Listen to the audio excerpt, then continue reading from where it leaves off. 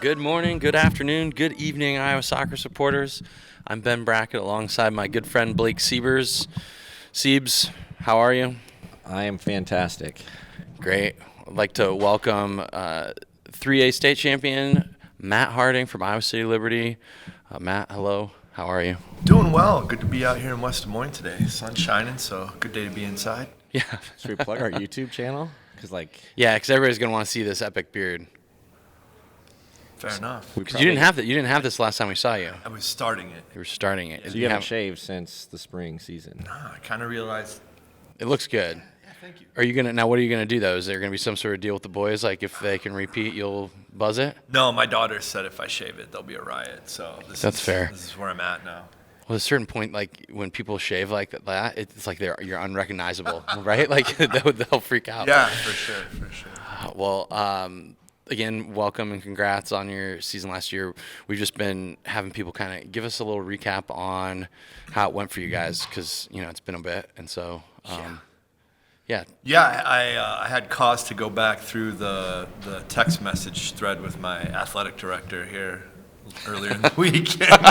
Just going back through it, and there was so much going on that was kind of below the surface. We were just that duck, I guess. Nobody was paying attention to us early on, but the legs were pretty furious under the water for the month of April. And the silver lining to that was there was a period of time where I was without 5-10 members of varsity due to various reasons, and so everybody got a lot of playing time in pressure situations, and we had some good results in games where, I think Linmar, we were up at their place, lost 2-1, but we only had actually just one varsity sub that day. We brought a kid up from JV to kind of just give people a water break. But it was tough, but I think that was a factor in the success that we had later on in the season, that we could just go all the way to the back end of the bench, and those guys had played quality minutes. Was there a defining moment that stands out to you from the season where, like, maybe because you guys didn't go undefeated, did you? No, right? No, I was gonna say, right? Like, I was gonna ask, yeah, like I've been playing some of those big. I don't have big all my schools. stats. I'm sorry. Because you guys lost more than a couple games, but we started to turn the corner there. Early May, late April, early May. We had a Saturday tournament at City High, where we played Bettendorf. We got up 2-0 and then gave the kind of story of our season. We just leaked goals until we got to the very end. Got up I think it was 2-0 against Bettendorf. Gave up 2, and then lost it in pens. And then we're playing Waukee Northwest that afternoon, and they got up on us. It was like 3-0, 3-1, something like that. Came back, got it to 4-3. I felt maybe there could have been a penalty shout in there. So to put those kind of results together against quality, and we had a 2-1 loss to West High earlier in the year. Number 1 at the time, Kennedy, came to our place. We only lost 1-0. So we knew we were close. We knew there were just a couple things we needed to tighten up to get over the hump. And so you guys are essentially like you were a small big school, and now you're a big small school, or big smaller school. Exactly.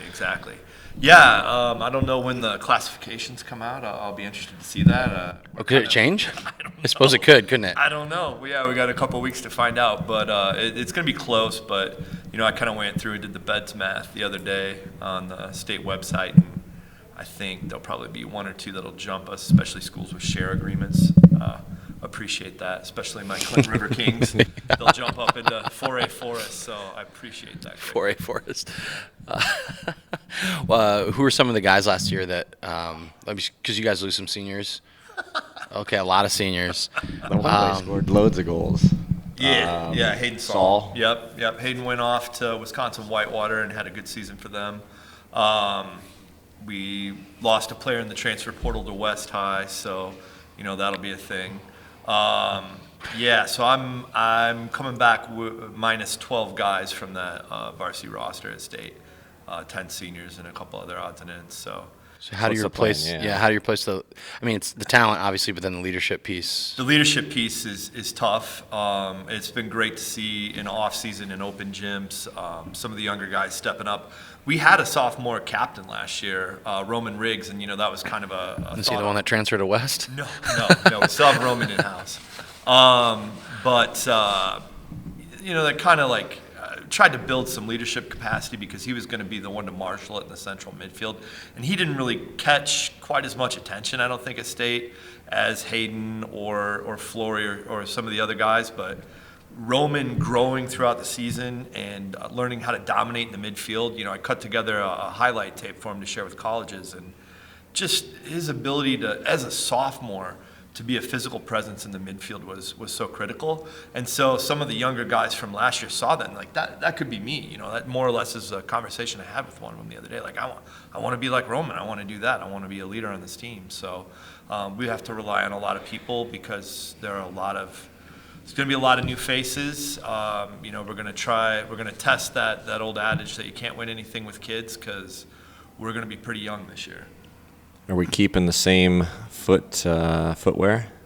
No. So shout out to BSN, our apparel supplier, for hooking us up with some sweet purple Nikes. I haven't worn Nike Air anything since like sophomore year of high school, so I forgot how comfortable they are. They're like clouds. Those Gazelles were kind of like flip flops with a suede kind of overcoat. So there's a good throwback. So they had, like, all you boys had the purple.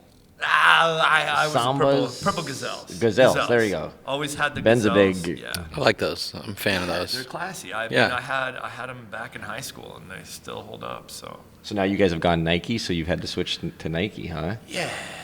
Oh, Yeah. There's no more loyalty in this game, is Well, there? hey, they look pretty cool. So we'll give it a try. They're pretty comfy today. I've been on my feet a little bit, and I'm liking the air. I'm digging the cushion. It's good. So you guys had one of the more uneventful state finals, which is a good thing. Yeah. There were 5 big events, but We got all the chaos out of the way early on. We didn't hit 500 with our record until we qualified for state.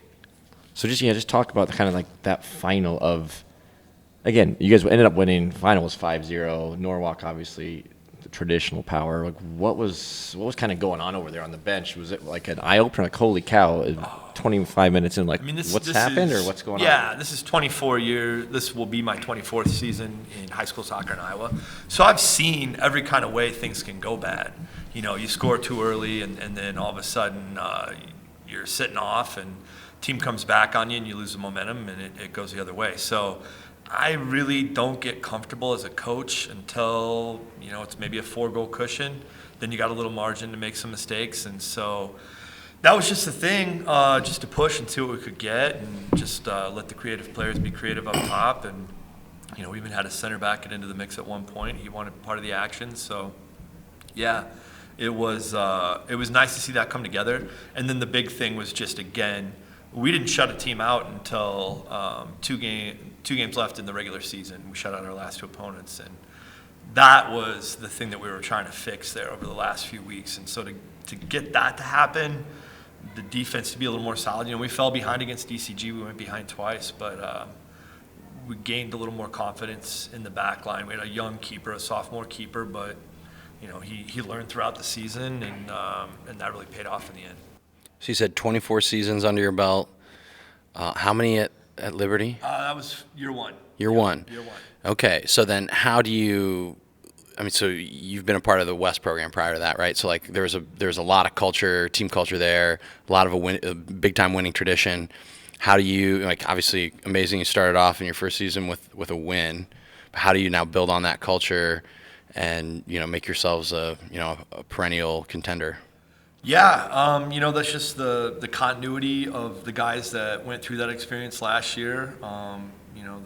The few starters that we bring back, can they convey some of that? There was a lot of learning that had to happen last season, but as things rolled on and we learned to trust each other, I hope that we can kind of fast track that process for some of these new guys coming in, and having been around, like I made a point in the postseason to reach out to the junior high soccer program and have them come out. I think they came to the Pleasant Valley game, which was a great game for them to come see, just to see what we're about. And then when we got into the postseason, our sub-state semi and final, we had some of those 8th grade players as our ball boys, and some of those boys are going to be getting minutes this spring. So they got to see firsthand the excitement of that, the first time qualifying for state, and I'm sure a lot of them were out there in Des Moines to follow us there as well. So, now they're coming into a program where that's maybe kind of the expectation, whereas before there was nothing in the building to represent that there was a soccer team, just an empty banner and an empty space in the trophy case. So that was big. So now we've got a little bit of a foothold, and now we just try to see what we can do from there. Do you remember him hassling us when we were asking Iowa City Liberty? Do you remember that? Is this even a high school? When did this open? Yeah. So is this a new school? So you talk about your culture though. That's literally how outsiders, unfortunately, viewed or didn't view it. So how challenging has it been, or is it? Well, we can talk about that off the mics later, but yeah, it was, I was texting with Hayden the other day, and there was a situation early in the season where some of the older guys weren't living up to their role as far as leaders. Early in the season, day 2 of practice, someone skipped a workout, and so I ended up over at their house. I had their dad get them up out of bed, and so I could have a talk with them about the importance of being there and setting the example for the boys.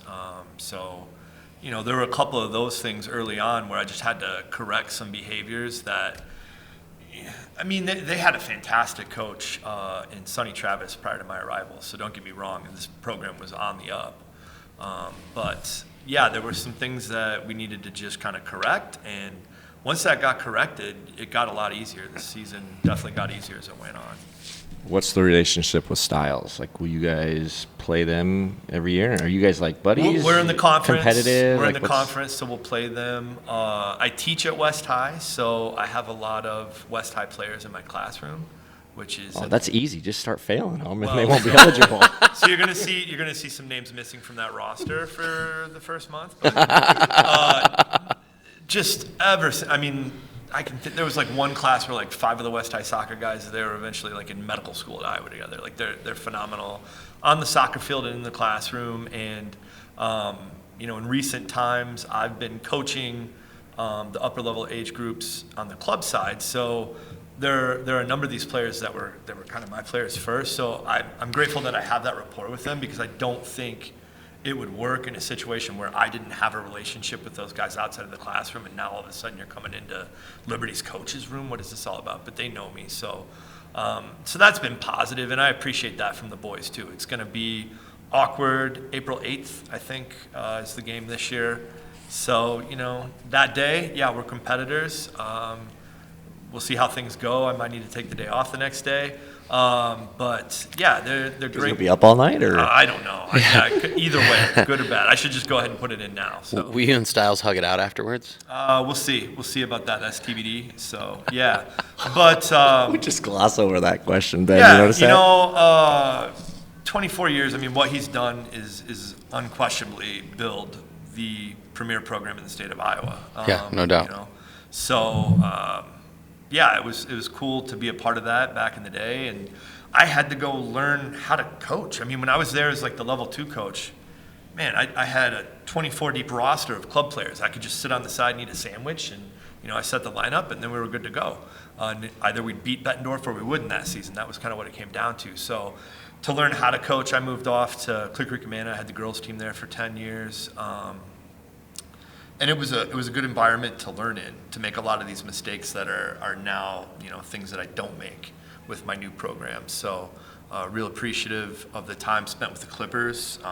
That was huge in my development. And then getting involved in youth coaching, seeing how the sausage is made, having a role in that has really helped me to become a better coach. I think the motivation piece, that comes from being in the classroom with some high-performing students, which I've been doing for 24 years, and how to make that happen on the pitch has been really cool. Awesome. So what are the odds we see you here in a few months in Des Moines? Boy, I don't know. That's tough. Last year, with no precedent, we're just boy, wouldn't it be great to get to Des Moines?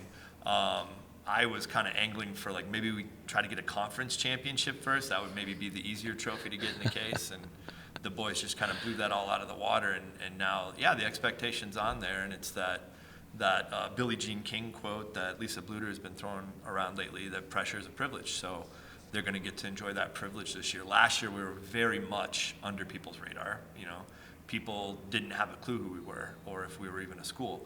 So we could sneak up on people a little bit, and that's definitely not going to be the case anymore. Do you have a plan for how to manage that with the boys? You know, I guess we'll find out. We'll sort of see. Yeah, right? fair enough. So, yeah. What's more difficult, winning for you guys at Liberty, winning a conference championship with all the big dogs, or winning a state title? Clearly it's the conference championship because that banner's still empty. They're both still empty. I got to talk to my AD about that. I thought that number would get put up there pretty quick, but I was a little bummed the other day at Open Gym to see that. So, yeah, that conference one is out there, you know, and that will probably run through Kurt Lewis and the Cedar Rapids Prairie Hawks this year. And Kurt and I have known each other forever. We were college teammates way back in the day. So, you know, there's also a little bit of added spice with that one. And I don't think Liberty's ever beaten Prairie before. So I think that'll be very much in the forefront of mind for the boys. And, you know, winning a conference championship in a predominantly 4A conference, I think that says a lot about what we're able to do as a little big school. Big little school? Little big school. What did we say earlier? A little big school. Little big school, yeah. Big little school. Big little school. I think it's the same thing. We're just going to call it that. Yeah. Moderately sized, medium school. So. Correct. Get that one of the banner larger up, AD. schools in 3A. Yeah, there you go. That'll work. All right. Well, thank you for your time today, and best of luck this spring. We'll be hoping to hassle you at the state tournament, if not before. Sounds good. Yep, hope to see you boys in June. Right on. All right. Thanks.